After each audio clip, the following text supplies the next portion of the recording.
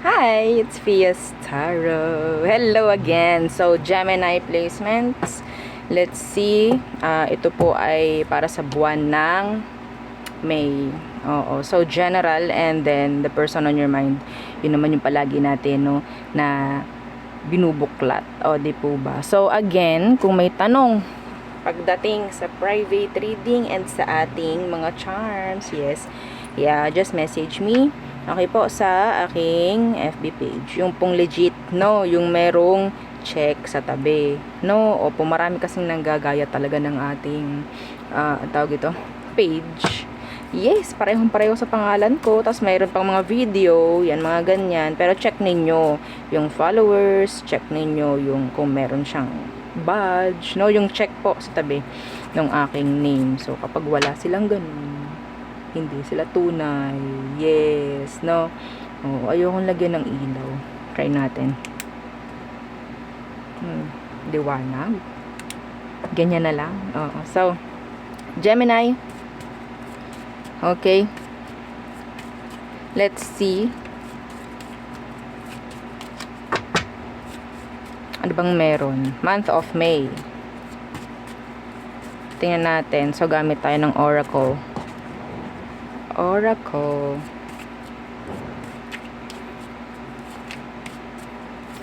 Oops. Okay, tingnan natin, Ari. Oh, so, message. Okay, your first Oracle card is message.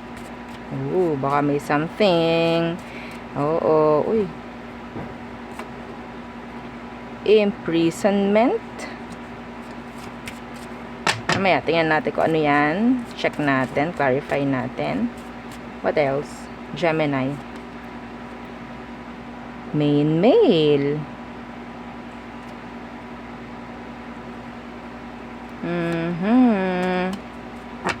Let's see. Okay. What's with this message?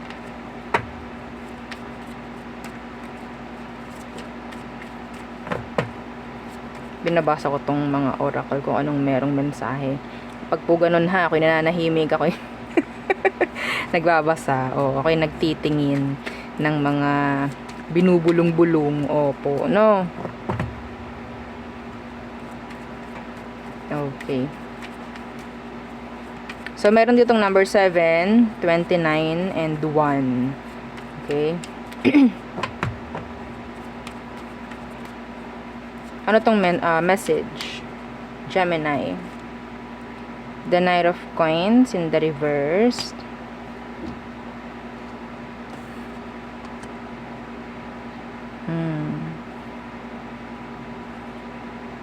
Tingin ko ito yung parang na-delay pagdating sa pera mo. Pwedeng may makukuha kang mensahe or yun nga, sabihin nating specific message pagdating doon sa pera. Pwedeng na-delay itong pera na to. Okay po. And ang nakuha ko dito is pwedeng may makukuha kang pwedeng balita or update or follow-up, no, pagdating dyan sa mensahe na yan, pagdating dyan sa pera mo na yan. Okay? Yeah, Eight of Swords. Nawalan ka na ng ano dito ha, ng balita. May iba dito specific. May nakikita ko dito na may mapuputulan ng kuryente. Opo. Ha? So, yes. The specific letter na talaga nakikita ko dito is disconnection letter. Okay? Imprisonment. Ano tong imprisonment? Lovers in reverse. Still, hindi ka pa rin meron ditong Gemini. Maybe it's you or a fellow Gemini na talagang sabihin nating hindi pa rin nakaka-move on, hindi pa nakaka-get over sa nangyaring separation if ever. Okay? So, Year of the Rat. Kaya, wala lang. Nakita ko lang, may rat kasi dito sa ano, sa picture. Wheel of Fortune. Wag mo nang parang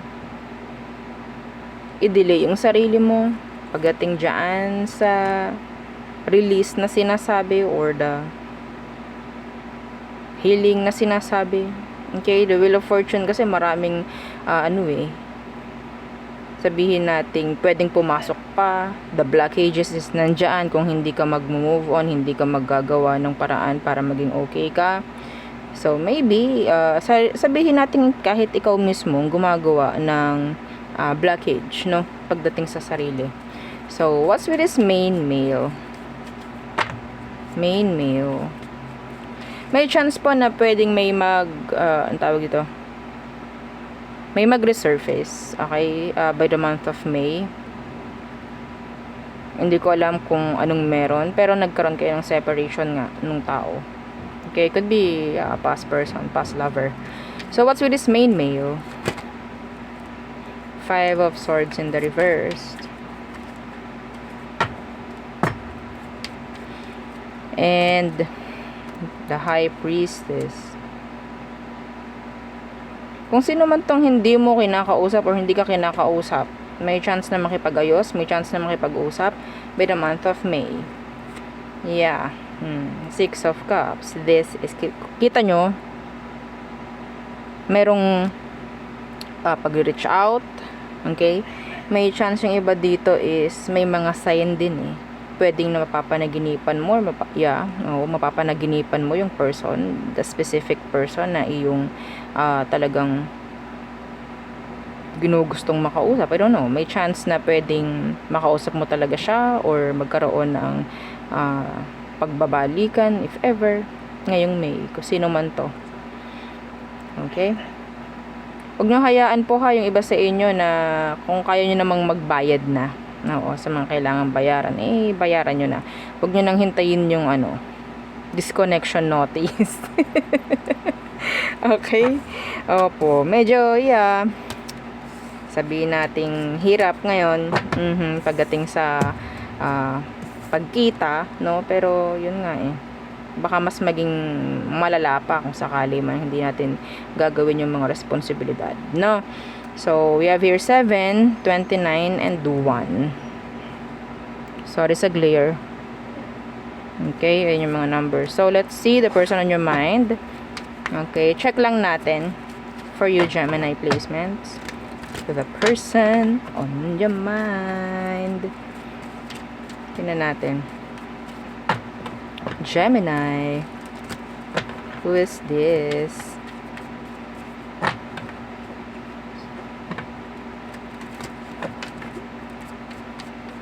Okay. Anong situation nyo? 3 of Coins. So, may mga pag-uusap na nangyari siguro or may mga dapat talagang magkaroon ng iisang direksyon, pagkakaintindihan. Yan. Uy, may lumayas. May tumakbo, Gemini. May natakot. Oo, sa mga napag-usapan. Maybe the person is not ready. Yeah. Iba dito, same gender. Okay?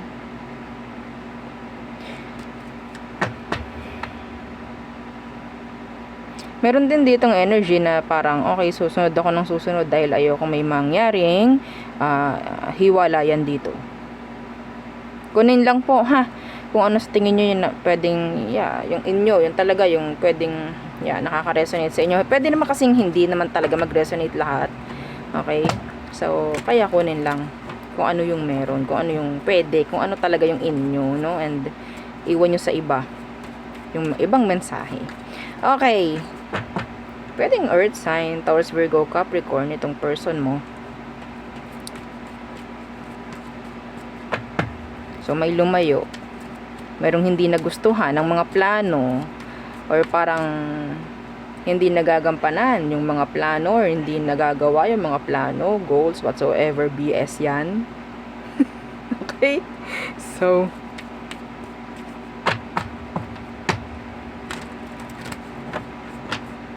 ano bang kailangan mong malaman pa sa taong to? Ngayon mismo. Okay? Kahit, yeah, masabi nating may hiwalayan ngayon or nandyan pa rin yan ngayon. Ano bang meron sa kanya? Three of Wands. Masyadong ang number 3 dito, ha. Oo, ayaw natin na may dito, may iba. Pwede kasi na pwedeng may ibang kahalo dito. Opo, may mga third party na involved, mga ganyang bagay. Kaya pwedeng yung person mo is hindi umuubra, no, sa inyong mga plano, sa inyong mga goals, kung ano man yang mga pinag-uusapan nyo or napag-usapan nyo sa past, no? So, ay nako, hindi ako pwedeng ganyan kasi, oo, kasi alam mo na, 'di ba? Meron akong iba. Oo, hindi ako pwede sa ganyan, sweetheart. Okay, ganon, ha? Oo. Teka lang. Oo. Okay. Hindi talaga siya open emotionally. Okay, yung person. Tinisipon ako, oh my gosh. Sinipon ako bigla. Tingnan natin, ano ba? What's it that? 3 of Wands. 5 of Swords in the reverse. Itong taong to, sabihin nating hindi siya para umaksyon talaga eh. No? Hindi siya para yung gumawa talaga. Hindi siya para yung dumesisyon talaga. Hindi siya yung parang pumili na lang talaga. No? It's like kung anong mangyari, yun na yun. Kung anong mangyari, doon ako. So, kung may bumitaw, edi good, edi go, parang ganyan. So, hindi manggagaling sa kanya yung magiging action, magiging decision, magiging kalalabasan ng kung ano man, no, sa inyong connection. Napakagaling.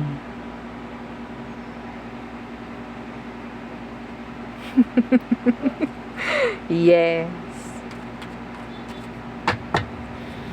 Okay. Let's see. Ano ba talagang emosyon niya for you? Gusto mo ba talagang mahalaman? Ha? Tingnan natin. Ano ba? Current emotion ni person mo ngayon pagdating sa iyo. 9 of Swords.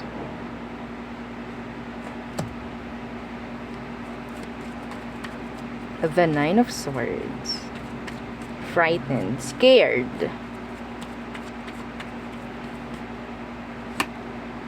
Page of Swords. Natatakot to. Oo, takot to sa kanyang pinasok na sitwasyon. Yes, takot siya. Hindi ito gagalaw talaga. Yeah. Ito yung talagang, okay, sige, bahala na kayo. Basta ako, kung anong mangyari sa atin, go. Yan, ganyan siya. Wala tong gagawin niya. The Hierophant in reverse. Walang pagko-commit dito sa taong to. Hindi siya marunong, takot siya. Okay, takot. 9 of Swords, Page of Swords. Sabihin nating self-sabotager, no, yung person. May angel number kayo, Gemini, 333. Takot to na hindi maging okay ang mga gagawin niya, kung ano man yung mga action, mga sasabihin, takot siya. Pwedeng iniisip niya, baka hindi mangyari, baka hindi pumayag, or baka hindi talaga maging okay sa ginugusto ko, yung kalalabasan, parang ganyan. Okay? Playing safe. Yes. Oo. Playing safe yung person mo.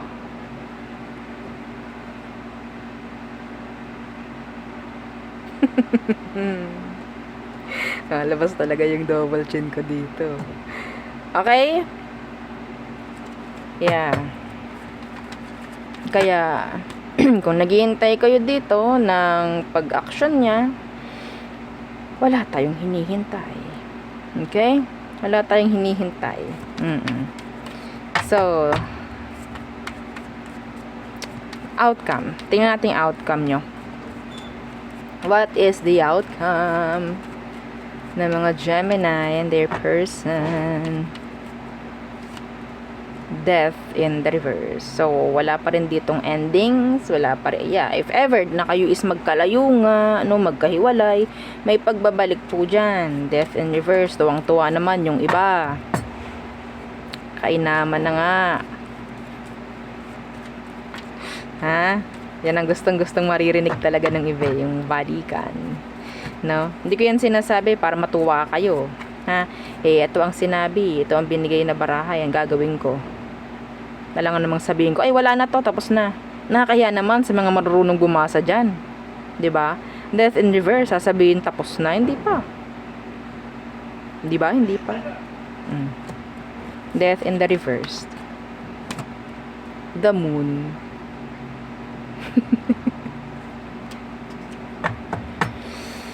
Sakit sa ulo, are. Oo, Four of Wands na naka-reverse. This is, unstable connection. Wala kang makikita ditong stability, long-term marriage, whatsoever na ginugusto mo.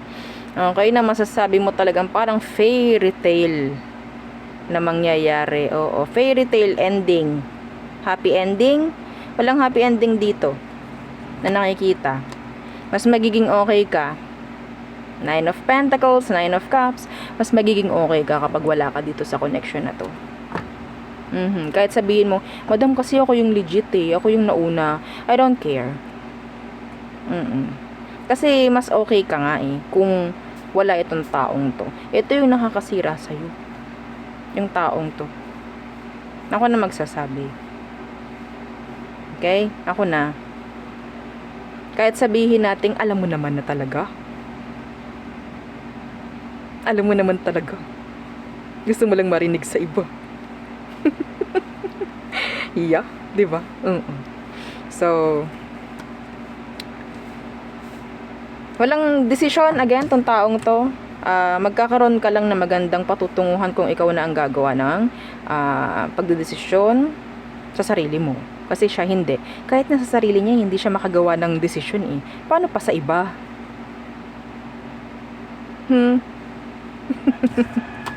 Okay, so yan. So let's see all signs, Aries through Pisces. Again, don't forget to like, share and subscribe itong ating channel na. Okay, so Aries through Pisces. For your Gemini placements. Ang hirap talagang kumuha ng magandang shot. Yes, hindi kita itong ating mga charms. Oo, 'di ba? Ito lang atin talagang kita. Ito si cord cut. Yeah, available pa rin po yung mga charms natin. Hindi lang kita talaga dito. Gagawa natin ng paraan to. Dadaan naman ng weekends. Okay. So, Aries, there's blockages. Pwedeng i-block ka ng isang Aries. Taurus, they're walking away. Gemini, they still wanting, na magkaroon ng connection with you, maybe, or strong connection. Masasabi natin, pwedeng ka-twin flame mo, yung ka-connect mo ngayon, if ever. So, Cancer, they want commitments. Leo, si Leo, ego, pride, ang humahad lang sa sitwasyon ninyo sa ngayon. Okay, Virgo, they're moving on. They're healing. Libra, ayaw na nila ng another chance. Okay, sa mga naghihintay ng another chance from a Libra, ayaw na nila. Gusto nila is sabihin nating end of a cycle. Oo, it's like new chapter. Ayaw na nila ng repeat. Okay? So, next. Talaga nagbilang, Aries, Taurus, Gemini, Cancer, Leo, Virgo, Scorpio. Decision. Sabihin natin si Gemini. Si Scorpio talagang masasabi nating seryoso na.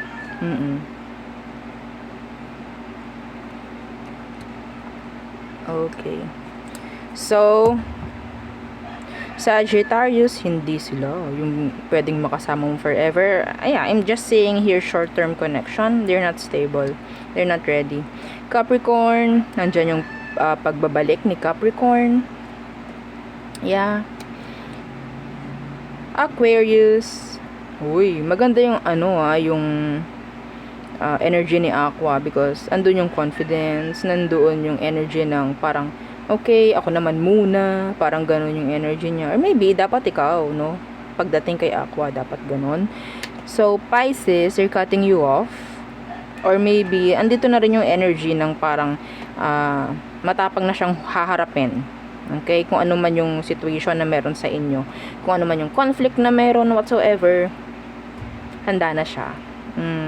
Okay, so there, yun ang aking reading for you, Gemini placements. Again, please don't forget to like, share, and subscribe, and follow our FB page, and sa nating YouTube channel. Yes, so diba, yung sa nating YouTube channel, oo, hindi ko pa nabibisita muli. Maybe next time. Na. So again, thank you. Goodbye.